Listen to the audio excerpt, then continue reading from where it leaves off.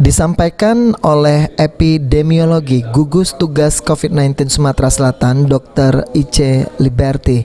Dalam libur Natal dan Tahun Baru kali ini, masyarakat haruslah tetap di rumah atau stay at home, berlibur dengan keluarga. Bagi pemerintah, sektor kesehatan harus melakukan pemantauan terhadap pelaku perjalanan.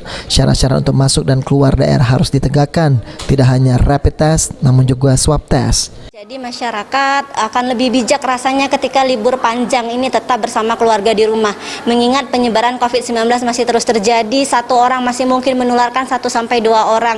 Jadi lebih bijak tetap di rumah berlibur bersama keluarga. Dan kepada pemerintah, sektor kesehatan harusnya memang melakukan pemantauan terhadap pelaku perjalanan seperti itu. Syarat-syarat untuk masuk dan keluar daerah harus tetap ditegakkan, tidak hanya rapid test, kita berharap malah swab test.